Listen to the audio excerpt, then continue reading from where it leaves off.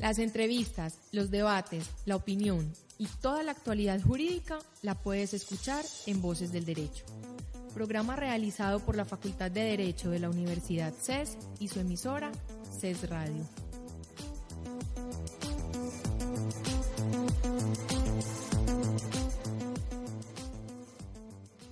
Cordial saludo a todos los oyentes que nos acompañan hoy en Voces del Derecho, proyecto realizado por la Facultad de Derecho de la Universidad CES, facultad que se encuentra en proceso de acreditación de alta calidad, así como por su emisora en Internet CES Radio. Mi nombre es José David Arenas, docente de la universidad, y es un placer compartir este espacio con ustedes. En el programa presentaremos pensamientos y resultados de investigaciones sobre problemas jurídicos. Voces del Derecho se transmite todos los lunes a las 8 de la noche por CES Radio y no sería viable su realización sin la valiosa ayuda de la Oficina de Proyección Corporativa de la Universidad, por lo que agradecemos especialmente a Adriana Urrego, David Bentham y María Camila Rengifo. Si desean escuchar el programa fuera de la hora indicada, ingresen a los archivos de audio que están alojados en la página de la emisora radio.ces.edu.co. Recuerdo a todos nuestros oyentes que a través de las redes sociales también pueden participar en nuestro programa. En Facebook pueden buscarnos como CES Radio y en Twitter seguir la cuenta @CES_radio. En estos espacios pueden sugerirnos temáticas y participar en el tema del día. Las opiniones expresadas en el programa son enteramente personales de los invitados, así como de su entrevistador, y no constituyen línea institucional de la Universidad CES o de las empresas a las que se encuentran vinculados dichos invitados. Hoy estaremos continuando con la exposición que estoy haciendo a manera de monólogo sobre el tema de los derechos de imagen. Investigación pues que estoy realizando en la Facultad de Derecho de la Universidad CES y presentando algunos de los resultados de la primera fase de investigación. La vez pasada nosotros delineamos todo de dónde surgió la problemática del derecho de imagen, hicimos una especie de barrido histórico sobre este problema, identificamos que el asunto tiene que ver es con un problema de menor costo marginal para producir o reproducir imágenes de otros que acaece en esta época contemporánea y que trae nuevos retos para el derecho. Abordamos el problema desde el derecho colombiano de cómo estaba desde las fuentes duras, lo que es constitución y leyes regulado. Vimos unas normas constitucionales básicas y las normas de la Ley 23 de 1982 que como límite a los derechos de autor establecen ciertos derechos de imagen de los que están siendo retratados. Cerramos el programa con los planteamientos de unas preguntas básicas para el día de hoy. A partir de este punto entonces retomemos y arranquemos. Nosotros ya delineamos entonces que hay un escaso cuerpo normativo que ayuda a pensar en la idea de que existe un derecho de imagen que tiene el retratado. Y la primera pregunta que nos íbamos a plantear era si podía la imagen ser utilizada sin autorización. Y la duda surge a partir de ese encontrón que hay entre los artículos ya mencionados, el 36 y el artículo 87 de la Ley 23, que empiezan a generar problemas. Yo quiero que aquí piensen en YouTube, hay una conferencia bastante interesante de derechos de imagen que hace un profesor en España, si mal no recuerdo, sugeriría que la busquen, y él menciona una fotografía de Carlos Pérez Siquier, fotógrafo español que ganó reconocimientos, algunos premios, entre esos uno por una obra que se llama La Chanca, una fotografía tomada en el barrio obrero de Almería en el 2003, si mal no recuerdo, y esa fotografía esa es la fotografía de una gitana que está amamantando a su bebé, que el bebé está desnudo, ella tiene por supuesto un seno al aire, y en la fotografía ella hace una expresión de desagrado a quien le está tomando la foto, ¿cierto? Ella como pareciera estar descubriendo que alguien le está tomando ese momento, digamos lo íntimo, aunque está en un lugar público. Si uno ve la fotografía, pues como hay gente detrás parada, parece ser como una vía pública o una berma. Y yo creo que la chanca no está como mucho agrado con la señora, no está mucho agrado con la situación. Al amparo de lo que dice el artículo 36, si uno está en un lugar público, ¿qué pasa cuando usted captura la figura de un humano? Hay otra fotografía de Carlos Pérez Siquier que se llama Las Alpujarras, que es una fotografía tomada en Granada en 1965, si mal no estoy. Es un padre, una niña y un tercero discutiendo. Parece ser una fotografía tomada con un zoom, con un enfoque.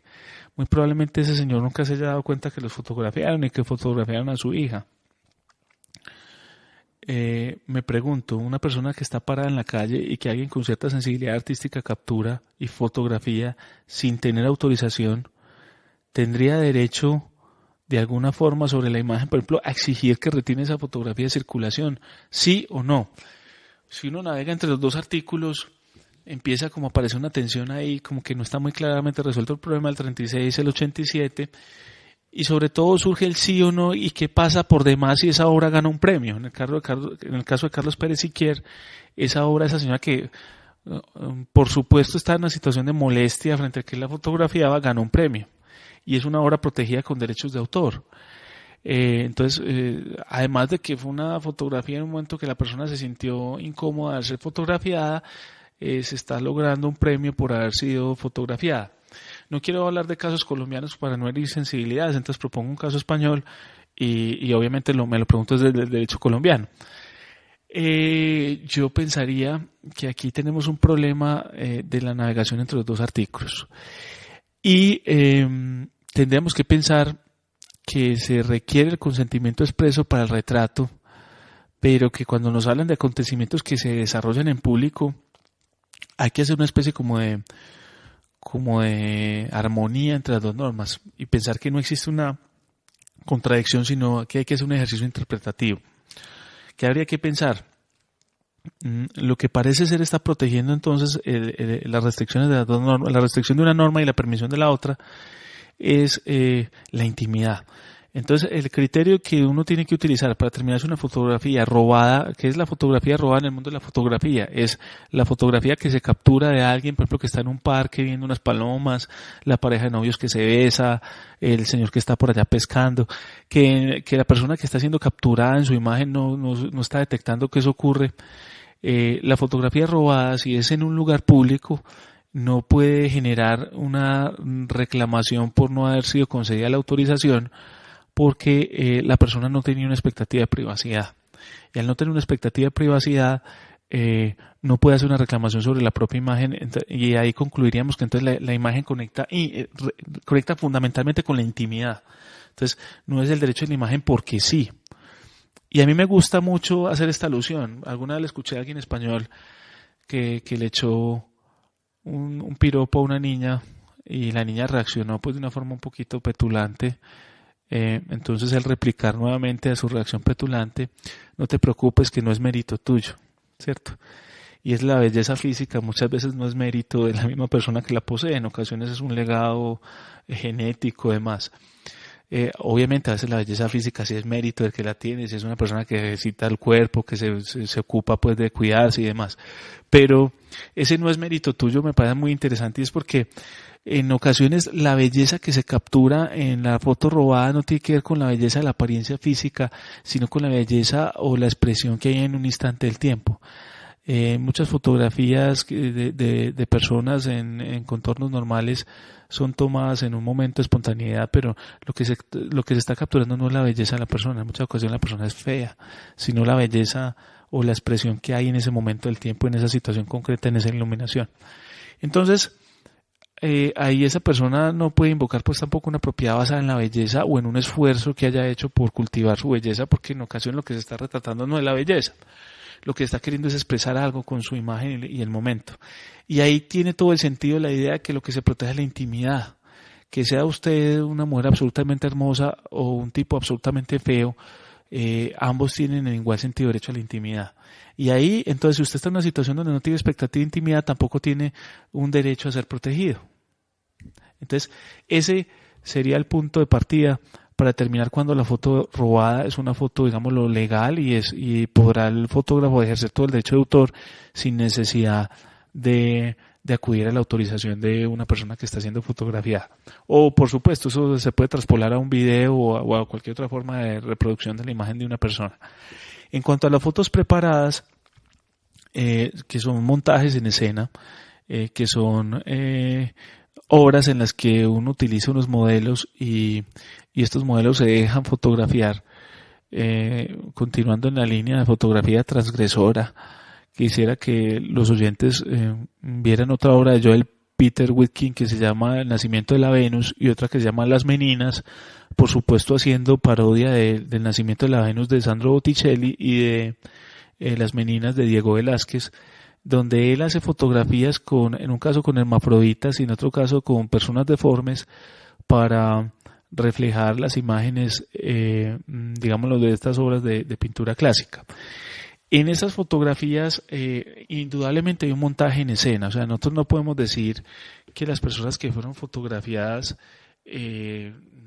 no aceptaban que estar siendo fotografiadas. Hay fotografías donde es indudable que hay un montaje, que hay una escena, que hay la expresión del fotógrafo es aún más fuerte ahí porque él mueve a los modelos como fichas dentro de la expresión que él quiere diseñar en las fotografías. En ese tipo de fotografías casi que la autorización va implícita porque el modelo es apenas obvio que se está viendo reflejado, que está participando de lo que está haciendo el artista. ¿Qué tendríamos que decir? No quiero con esto concluir que no se necesita autorización en una foto preparada, sino que lo que quiero decir es que en una foto preparada la autorización va implícita. Si usted se presta como un modelo para ese tipo de fotos, está autorizando. Ahora bien, puede ser que el que es modelo de una foto preparada, y esto sí podría pasar, no tenga interés en que la foto se haga pública, pero que sí está autorizando, digamos, su captura y su obtención por el fotógrafo. Y ahí la relevancia, pues, que debe haber una autorización para la utilización de la imagen de esa persona. En el programa pasado también planteamos otros problemas que eran los bodegones humanos. Fotografía donde se usa el cuerpo humano de una forma bastante fuerte. Y ahí la conclusión pues tendría que ser que se requiere la autorización.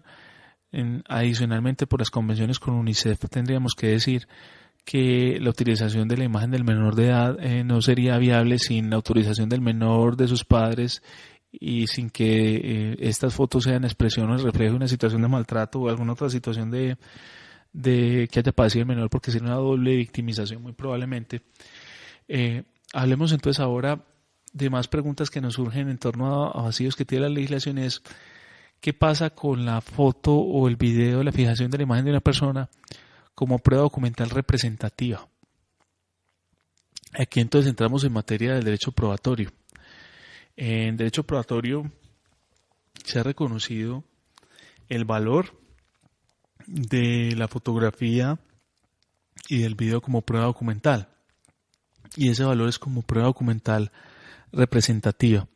Yo aquí tengo que ser muy precavido con mis afirmaciones porque lamentablemente en nuestro entorno jurídico nos hemos basado casi siempre en la idea de que el argumento más fuerte es el argumento de validez.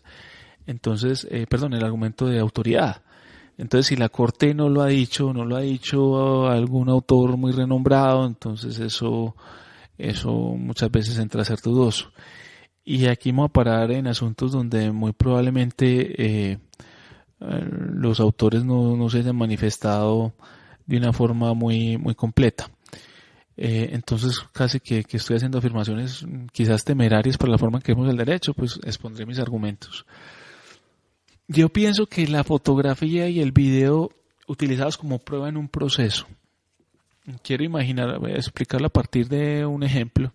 Supongamos que Pedro y María están casados. Pedro sospecha de la infidelidad de su esposa María, entonces él contrata los servicios de un investigador privado. Y el investigador básicamente lo que va a hacer es hacer un seguimiento a María. Y él le hace un seguimiento con cámaras fotográficas de alto enfoque, a distancia, etcétera. Eso no solo pasa en las películas, eso puede pasar pues en nuestro escenario del día a día. Y lo que está buscando Pedro es alguna prueba, un arma humeante para demostrar una causal de divorcio contenciosa, para demostrar infidelidad, ¿cierto? El fotógrafo, dentro del rastreo que le hace a María, le toma fotografías, supongamos en un café, sentada, charlando con Juan, sonriendo, conversan. Le toma fotografía donde María toma la mano de Juan, se paran, se van para un vehículo, y otra fotografía donde ellos pues montan en el vehículo. El fotógrafo les hace seguimiento y le toma otra fotografía a Pedro y a María ingresando a un motel. Y posteriormente el fotógrafo ingresa al motel, paga los servicios pues de las horas que sean, siguiéndolos, y de alguna forma penetra una ventana de la habitación vecina, que es donde están Pedro y María, y les toma una fotografía teniendo el acto sexual. Entonces tenemos varias fotografías, ¿cierto? Una fotografía tomada en un lugar público, ambos tomándose un café, otra en la calle, en la vía pública, tomándose la mano, otra montándose a un vehículo, otra ingresando a un motel y otra en el mismo motel. Un tema delicado sería entonces pensar, bueno, todas esas pruebas, las fotos serían documentos y las pruebas documentales pues son normalmente acogidas en los procesos. Entonces todas esas pruebas serían validadas como pruebas en un proceso de tipo documental representativo, es decir, es un documento que no está suscrito por las partes opositoras en el proceso, sino que representa un hecho relevante para el proceso. En este caso, la captura de la imagen de la mujer de Pedro teniendo relaciones sexuales con otro hombre. Yo creo, y pues aquí me estoy arriesgando y muy probablemente reciba críticas de profesores de probatorio y etcétera, pero pues tomaré la apuesta que no todo se vale en materia de pruebas documentales representativas. Es decir, que las fotografías que las mismas restricciones que interpretamos de los artículos 36, 87 y demás de la ley 23 del 82 podrían generar una situación sumada a los derechos fundamentales que hay en la Constitución, de los que vamos a hablar en algunos fallos, podrían generar derechos a la exclusión de ciertas pruebas como pruebas documentales representativas. Es decir, que la prueba documental representativa no puede ser una prueba válida en proceso cuando vulnera el derecho a la intimidad o una expectativa de privacidad que tiene la persona. En Colombia no hemos llegado pues al punto de hacer jurisprudencia en este tipo de temas, al menos que conozco, que hayamos encontrado en esta investigación. Si alguien tiene alguna jurisprudencia o alguna decisión relevante, le agradezco infinitamente si a mi usuario de Twitter me la hace llegar a @arenascorrea, y le agradeceré infinitamente porque nutre la investigación. Y es, pienso que cuando se viola la intimidad se está obteniendo la prueba por un medio ilegal, ¿cierto? Entonces en este caso muy probablemente validaría la prueba de la señora en el café, la prueba de ella tomándose la mano con su amante, la prueba de ella subiendo al carro, que son suficientes pruebas al menos indiciarias de que pueda haber una relación sentimental con la otra persona. Pero la prueba de ella teniendo relaciones sexuales con esta persona que no es su marido en una alcoba de motel vulnera de todas formas una expectativa de privacidad que tenía tanto ella como su en este caso su pareja pues coital. Entonces aquí no, ¿en qué se basaría? En la idea de que es que la prueba para el proceso no puede violar la intimidad, que es también un derecho de raigambre constitucional. Pienso que mi argumento se ve fortalecido por varias sentencias, pero que no tienen que ver directamente con este asunto. Una sería la sentencia T439 del 2009, que desarrolló ya la idea de que en Colombia es un derecho fundamental la imagen. Entonces ella podría invocar que esa prueba fue obtenida violando un derecho fundamental a la imagen. Sí. ¿Cuál sería esa argumentación? Es, yo no tengo derecho a la imagen cuando no tengo expectativa de privacidad, pero si sí la tengo, yo puedo ejercer ese derecho y excluir el uso de esa imagen de una forma que me es desfavorable. La segunda línea argumental tiene que ver con unos fallos que favorecen estas ideas y son precedentes constitucionales en materia probatoria de pruebas obtenidas ilegalmente. En Colombia tenemos el famoso caso del miti-miti, de una grabación obtenida ilegalmente. En este caso me interesa que sea una grabación porque es una prueba documental representativa. Y invito pues a la lectura de esa sentencia. Y el otro caso es el de pues los casos que tienen que ver con interceptaciones ilegales y demás de telefonías, de asuntos telefónicos, donde usted podría entonces decir, hombre, si la prueba no fue capturada con una debida autorización de un juez de forma previa, donde el juez pueda ponderar. Y aquí es donde, si algún experto en probatorio me critica, ¿y por qué entonces si captura una prueba documental representativa cuando alguien tiene una expectativa de privacidad y fue con autorización judicial, la prueba vale? Como cuando se hace una interceptación telefónica. Esto es porque el juez previamente debe haber ponderado el choque entre el derecho a la intimidad y el derecho de la autoridad o del despacho judicial o de la rama judicial a saber la verdad procesal, y determinar en esa ponderación que el derecho a la verdad es superior para el caso concreto al derecho a la intimidad. pero si no se hace esa ponderación previa por un juez, entonces la prueba no debe ser validada, porque entonces se hizo con violación a la intimidad y por el juicio de un particular que tomó la decisión de propia mano de hacerlo. Esta es una posición, pues como les digo, sustentada sobre unos vacíos y creada sobre un criterio de hechos de imagen que por supuesto puede estar sometida a debate y que recibiré cualquier opinión que me enriquezca vía la cuenta de Twitter. Por el momento vamos a una pausa. En Voces del Derecho conocerás la actualidad jurídica con la visión profesional y especializada de expertos académicos. Por medio de entrevistas, debates y opinión se abordan temas sociales en un lenguaje sencillo. Voces del Derecho, programa realizado por la Facultad de Derecho de la Universidad CES y su emisora CES Radio.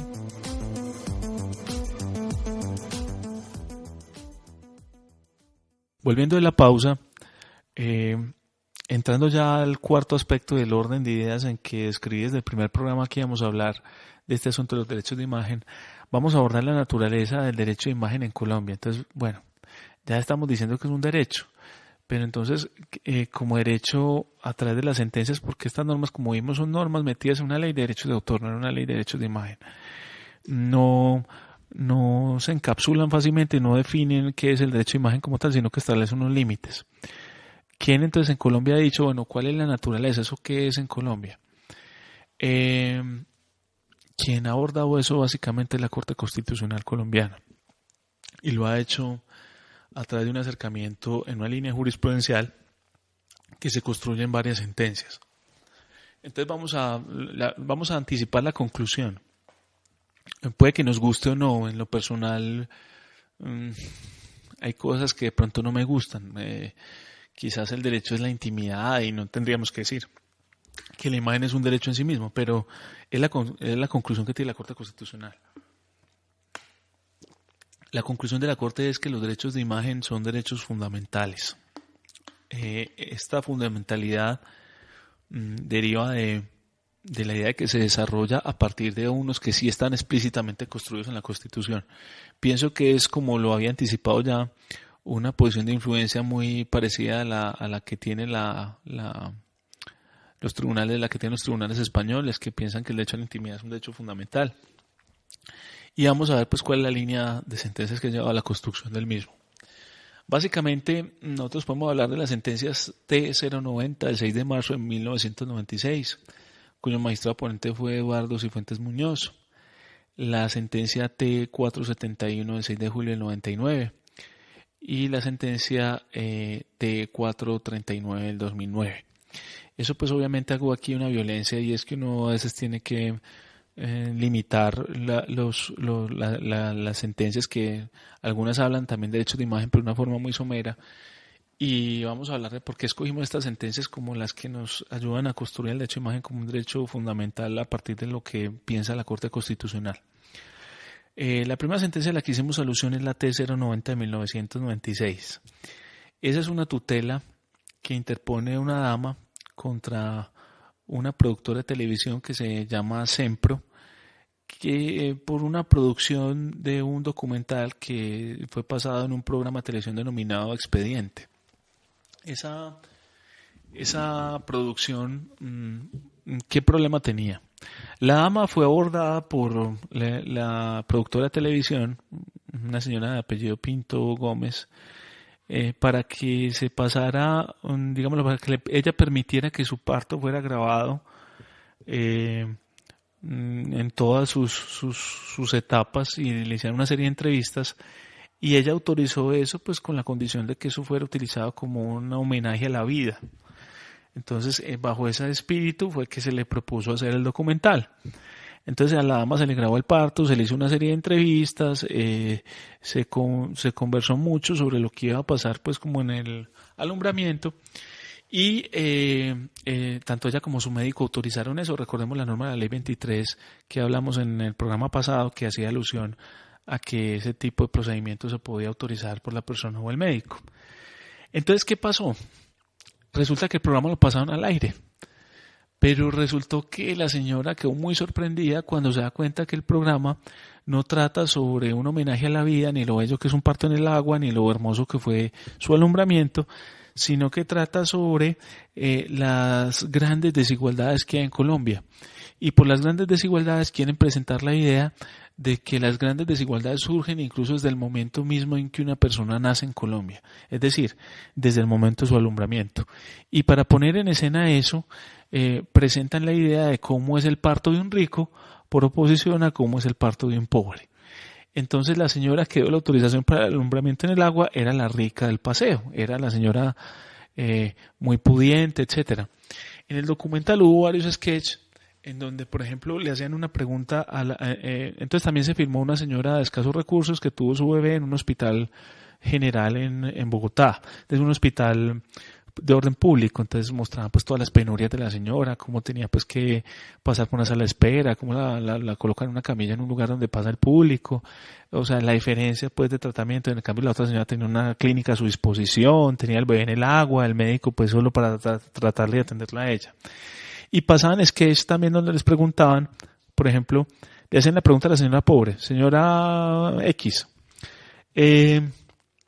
¿usted tuvo que trabajar durante el parto? Sí, antes de tener el bebé y durante el parto hasta el mes tal, tuve que trabajar, etcétera, etcétera. Continuamente, entonces terminaban eso y pasaban a la imagen de la señora que había tenido el bebé en el parto en el agua. Y ella decía, yo hice yoga, yo hice yo no sé qué. Entonces, como que sembraban la idea de que mientras una era una señora trabajadora, clase obrera, que le tocaba mientras tenía un bebé en su vientre trabajar, la otra se la pasaba haciendo yoga y preparándose pues para el parto. Cuando la señora, entre comillas, llamémosla la señora rica, ¿cierto? O a la que pintaron como rica, se enteró de lo que pasó en el documental, ella se manifestó ante los tribunales, demandó una acción de tutela pidiendo el retiro del programa, del expediente, pues del programa concreto de circulación. Ya lo habían pasado 2 veces, en otro programa lo pasaron y lo habían puesto a disposición como que de varias universidades. Y ella dijo que en el programa lo que salió, abro comillas, fue una comparación entre ricos y pobres en Colombia y eso no fue lo acordado y me hicieron ver como una oligarca, como una mujer déspota, ¿cierto?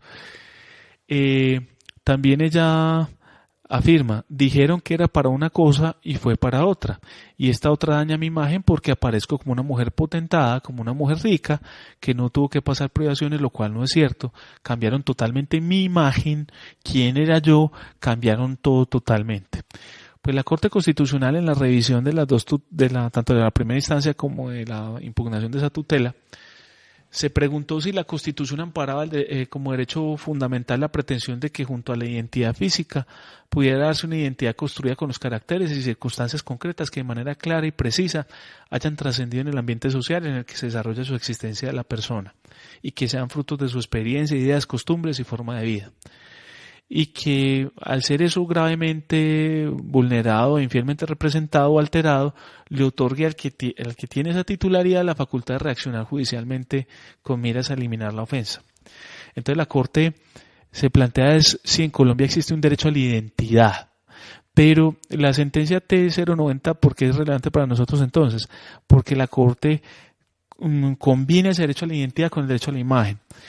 Y hay varios apartes de la sentencia que se vuelven bastante interesantes, donde se hacen unas afirmaciones que nos atañen pues a esta discusión.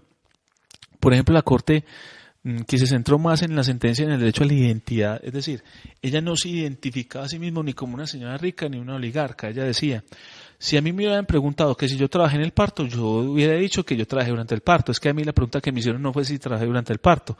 A mí me preguntaron que cómo me había preparado para el parto. Entonces, que en el programa como que editaron y pasaban la pregunta de la pobre, ella decía que le tocó trabajar y a la otra le empataban diciendo que ella hizo yoga y demás.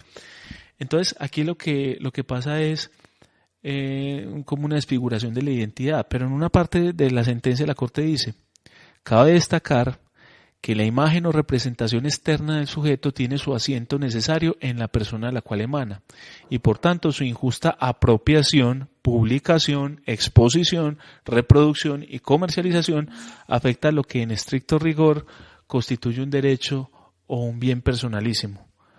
Una consideración elemental del derecho a la persona y a su dignidad impiden que las características externas que conforman su fisionomía o impronta y que lo identifican más que cualquier otro signo externo en su concreta individualidad puedan ser objeto de libre disposición y manipulación por terceros. De ahí que con las limitaciones legítimas deducibles de las exigencias de la sociabilidad humana, la búsqueda del conocimiento y demás intereses públicos superiores, se estime que toda persona tiene derecho a su propia imagen y que sin su consentimiento ésta no puede ser injustamente apropiada, publicada, expuesta, reproducida o comercializada por otro. Entonces, en esta sentencia aparece por primera vez la característica no solo del derecho a la identidad, sino el derecho a la imagen, la T090 del 96. Otra sentencia pues que desarrolló la visión sobre el derecho a la imagen como un derecho en sí, ya estamos hablando de la naturaleza del derecho, y que nos va acercando más a la idea de fundamentalidad del derecho, fue la sentencia T471 del 99. En esa sentencia, pues, el magistrado ponente fue el doctor José Gregorio Hernández. Él decidió un caso referido a la imagen de una menor de edad que apareció impresa en las etiquetas y propagandas de los productos de una empresa demandada.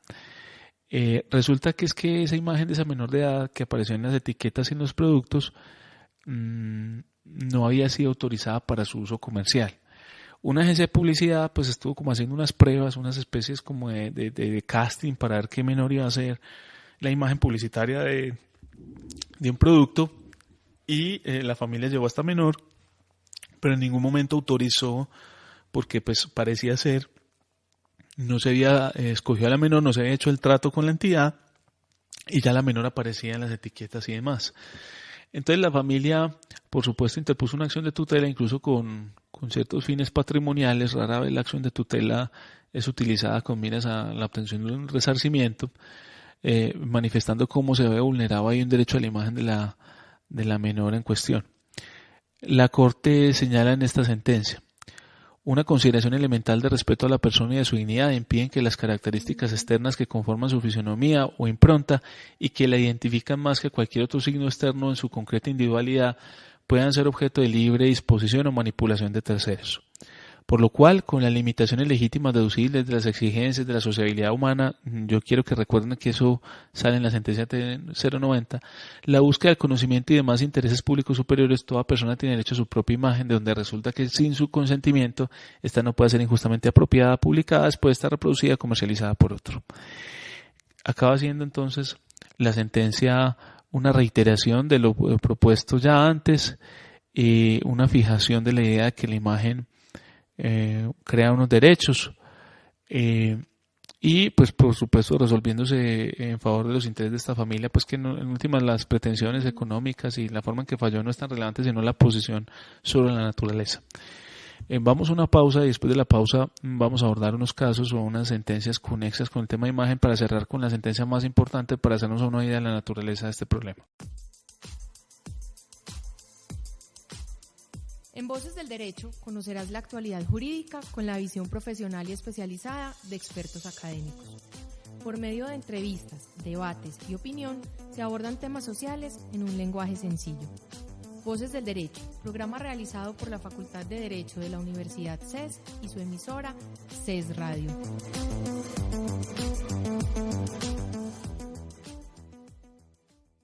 Volviendo a la pausa, decíamos que íbamos a abordar otras sentencias con conexión o relevancia del problema de imagen de alguna forma, y a cerrar con la que en Colombia, en nuestro criterio, ha establecido ya definitivamente cuál es la naturaleza de este derecho. Otra sentencia relevante es la del caso de La Bruja. Esta sentencia en realidad no es sobre asuntos de derecho de imagen, sino asuntos reputacionales. Pero para nosotros es, por supuesto, relevante, es porque pone en contexto un problema de derechos de autor contra un problema de derechos de orden reputacional. Y en el derecho de imagen sí que pueden haber encontrones entre derechos de autor y derechos de imagen en concreto. La persona que es fotografiada contra el fotógrafo que tiene los derechos de autor sobre la obra. Entonces, escuchémoslo pues en términos, la referencia a las conexiones que podemos sacar de esta sentencia. La sentencia del caso de La Bruja pues tiene que ver con la famosa obra de Germán Castro Caicedo, La Bruja, pues un libro que trata sobre asuntos de política, asuntos de narcotráfico y asuntos de brujería o de hechicería. Entonces él conecta pues como de todo el tejido colombiano, como política, temas de orden público y demás, y decisiones de alto valor, conectan con con personas que practicaban la hechicería y la brujería en concreto. En esta obra, pues el autor Germán Castro Caicedo, en algunas partes del texto hizo utilización, su técnica narrativa es muy parecida a la de una novela, por cierto. Entonces es una obra periodística, pero con una técnica muy similar a la de una novela. Y en este escrito, pues además de que hace alusión a personajes de la vida pública, también hace alusión a algunas personas del municipio de Fredonia y demás que no querían ser identificadas pues de pronto en el libro. Esto lleva a que estas personas interpongan una acción de tutela ante la Corte Constitucional, creo que por vías paralelas, y eso llevó a una sentencia de unificación que fue la C056, si mal no recuerdo, el 95, me permiten aquí, yo hago un ejercicio de pastel del año 96, SU 056 del 96, donde Germán Castro Caicedo pues es expuesto a la acción de tutela, así como la editorial Planeta, porque se divulgó la información de unos nombres, una tutela en primera y segunda instancia, una en el municipio, otra en el Tribunal Superior de Antioquia, habían determinado que sí se había vulnerado el derecho de esas personas a la intimidad, al buen nombre, a la reputación, y que el texto debía cambiar los nombres de esas personas y algunos datos pues de esas personas que salían con el nombre, para evitar pues que hubiese un daño a las mismas. Eso llevó a la editorial y a la autora que sacaran 2 ediciones más del libro. En la tercera edición sale alterado el contenido, pues ya no salen los nombres originales, pues no va a hacer alusión a los nombres, no sea que me caiga una tutela a mí pues por haberlos mencionado aquí, pero hay una alteración de los nombres de las personas involucradas y parece ser que eso no fue suficiente para las personas que se buscaron defender. Se llevó la acción de tutela a revisión a la Corte Constitucional, y la Corte Constitucional se planteó de una forma muy hermosa la pregunta sobre cuáles eran los derechos en choque, porque antes que nada pues identificó un choque pues o un conflicto entre el derecho a la información y el derecho a la reputación, al buen nombre y a la intimidad. Además de eso, se plantea si hubo vulneración a la intimidad personal o no, y algunas cosas que dice son bastante interesantes. Les cuento pues que en la sentencia de la Corte Constitucional ordenó revocar los fallos que inicialmente le habían dado la orden al autor de cambiar los nombres, y cito aquí varios apartes de forma resumida. Por ejemplo, dijo: en consecuencia que no existió vulneración de la intimidad personal y familiar y el buen nombre de las peticionarias, porque no se ha establecido que la obtención del material informativo plasmado en el libro hubiera sido el resultado de una intromisión intencionada y dolosa en la vida íntima de las peticionarias, mediante actos concretos que así lo determinen, tales como entradas clandestinas a recintos o sitios privados, aquí recuerdo el tema de la expectativa de la privacidad, violación de correspondencia o interceptación de teléfonos y comunicaciones.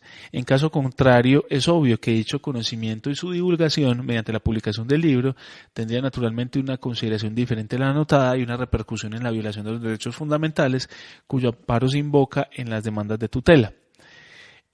Adicionalmente al mismo, hay algo bastante importante. Pues primero que todo, miremos que esta es la idea repetida de pronto que yo había tratado de fijar, y es la expectativa de privacidad. De alguna u otra forma nos la dicen porque la interceptación de teléfonos o la invasión de la privacidad, que es vulnerar una expectativa de privacidad que otro tiene. También está otra idea bastante importante, y es que el juez no es un crítico literario ni un reconstructor literario, es decir, el autor también tiene derecho a su forma de expresión, y por tanto no les daba al juez decirle al autor de un libro que no solo es una obra periodística sino también literaria que altere la forma de expresión de él por una situación que no tiene que ver con que su forma de expresión sea un plagio o demás, sino que tiene que ver es con que en su forma de expresión aparentemente o al sentir de alguien está hiriendo la intimidad de este. Yo quiero leer aquí una parte que dice: evidentemente el libro, que es objeto de censura, es decir, La Bruja, a través de las acciones de tutela, aun cuando podría afirmarse que utiliza en esencia el género testimonio periodístico, es una obra literaria que no se puede asimilar a una noticia, razón por la cual no es viable introducir modificaciones a su contenido narrativo. porque autorizarlas implicaría desnaturalizar la esencia material de la obra, aparte de que convertiría al juez de tutela en un crítico de la creación intelectual de la misma, lo cual, por ser una cuestión metajurídica, rebasa obviamente su competencia. Además, es posible que las órdenes del juez al autor de la obra para que cambie aspectos esenciales de su contenido sean de imposible cumplimiento porque obligarían al escritor a reescribir su obra conforme a su libre expresión, no conforme a su libre expresión, sino acorde con la del juzgador, ¿cierto? Entonces aquí se habla de un respaldo y es el reconocimiento a la libertad del autor en obras literarias o científicas y la forma en que él se puede oponer a la destrucción, mutilación o manipulación de sus obras. Aquí entonces surge, traspolemos esto al derecho a la imagen, el derecho que tenía el fotógrafo a que no se altere su obra por el derecho que tiene la persona que está siendo fotografiada a que se respete su intimidad. Entonces volvamos a la foto robada. Si la foto es robada, si la toma de imagen es robada, la persona que no tenía expectativa de privacidad, si es una foto robada en un lugar público, esa persona sin expectativa de privacidad no podría en cierta medida oponerse a la alteración de la obra del autor fotógrafo que captó ese momento interesante porque estaría alterando también su forma de expresión, la forma en que él pretendía hacer una obra como tal, de orden pues artístico-cultural. Aquí en el trabajo de investigación nosotros pues nos ocupamos pues de recoger fuentes de primer nivel.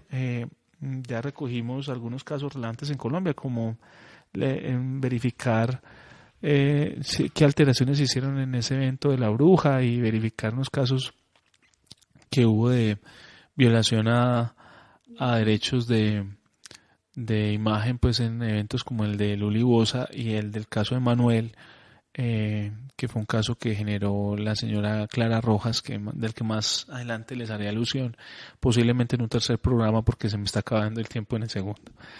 Para cerrar el programa de hoy, y va a haber un tercer programa sobre derechos de imagen para que no me preocupen y podamos abordar el tema del derecho comparado y los otros asuntos, vamos a hablar de las de tres sentencias más, pues que son dos sentencias más que son relevantes de una u otra manera.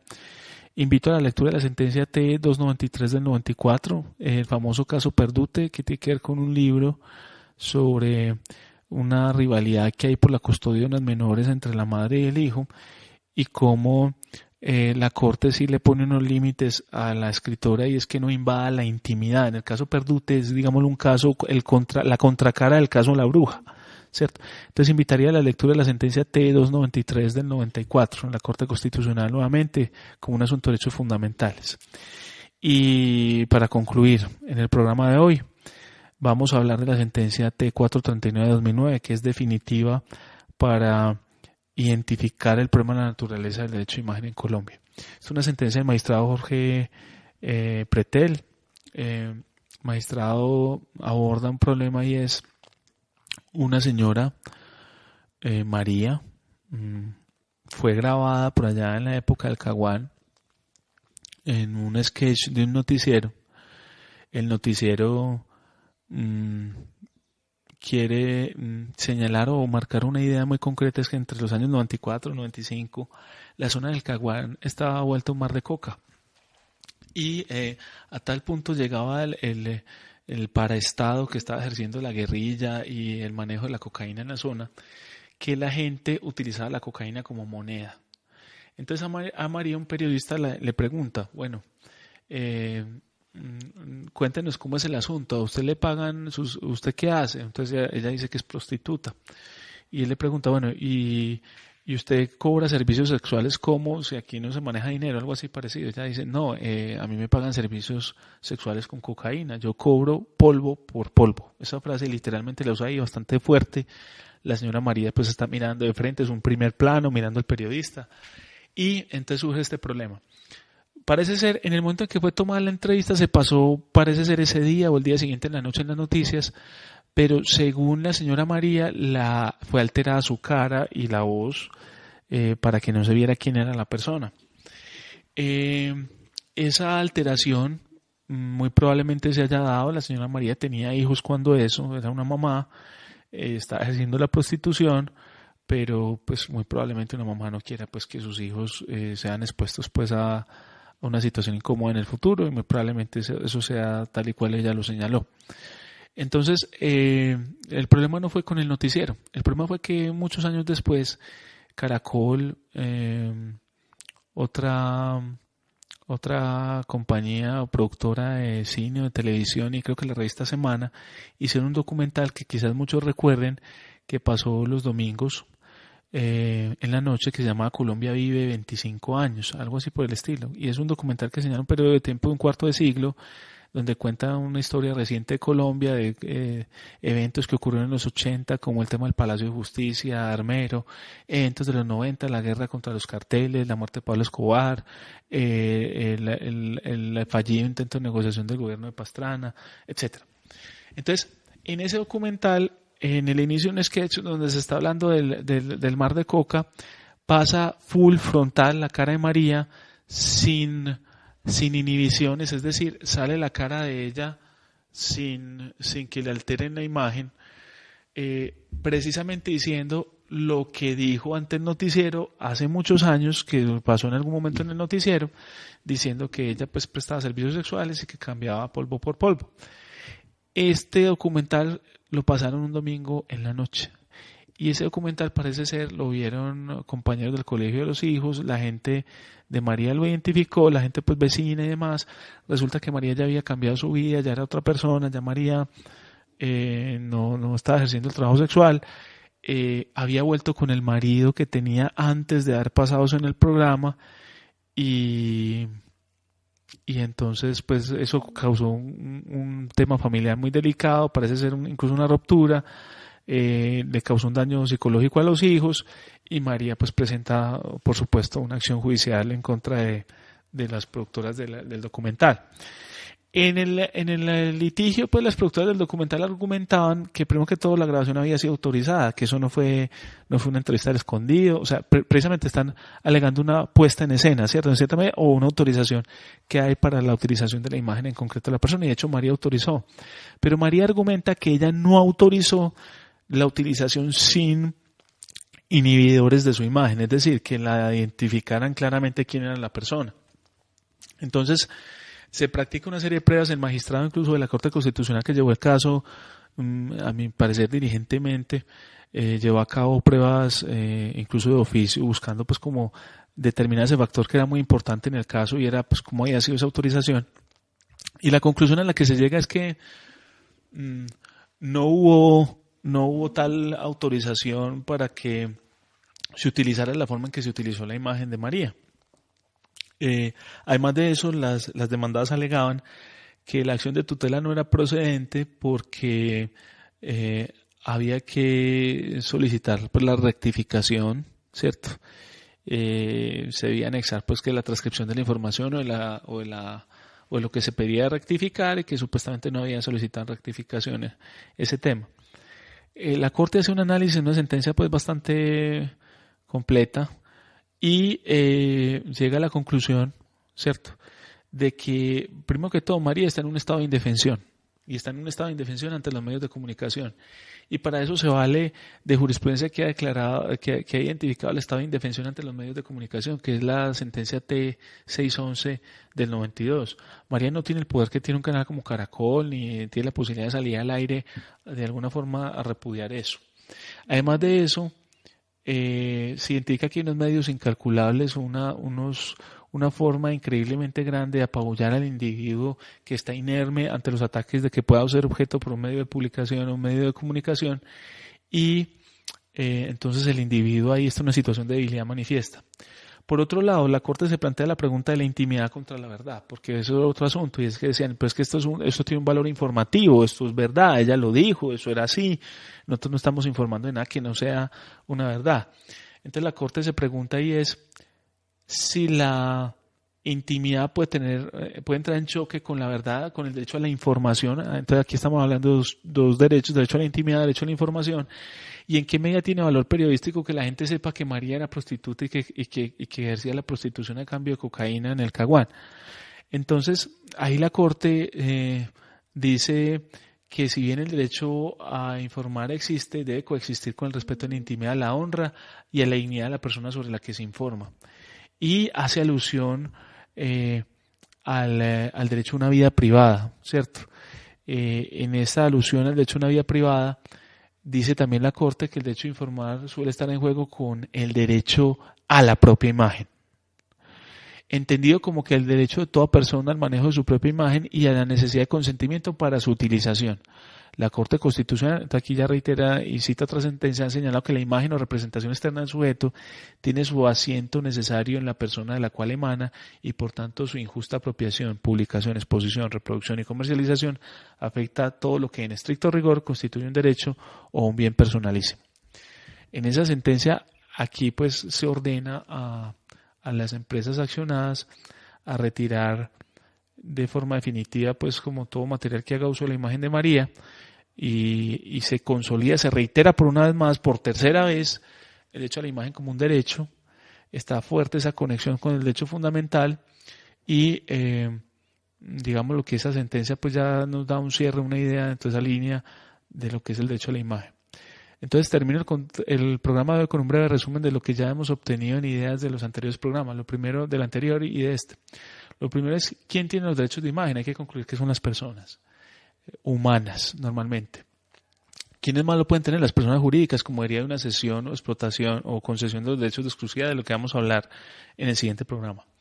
¿Cuáles son los posibles casos difíciles? Los de derechos de imagen contra el derecho a la información y el derecho de imagen contra los derechos de autor. ¿Encajan los derechos de imagen como fundamentales? De acuerdo a esa línea que está desarrollando la Corte Constitucional, donde está tutelando por asuntos de derechos de imagen, sí. ¿Tienen correlaciones? Sí, con el derecho a la identidad y con el derecho a la identidad y con el derecho a la honra. Entonces, dejando ahí el programa de hoy, la próxima ocasión nos vamos a referir en concreto a casos importantes que están bajo estudio en el escenario jurídico colombiano. Vamos a hablar del caso de Manuel, del caso de Luli Boza. Adicionalmente a eso vamos a abordar ya el problema del derecho comparado, un análisis del derecho de imagen como un derecho de propiedad y unas conclusiones con una reflexión de cierre. Agradezco mucho a todos. Buenas noches. Las entrevistas, los debates, la opinión y toda la actualidad jurídica la puedes escuchar en Voces del Derecho. Programa realizado por la Facultad de Derecho de la Universidad CES y su emisora CES Radio.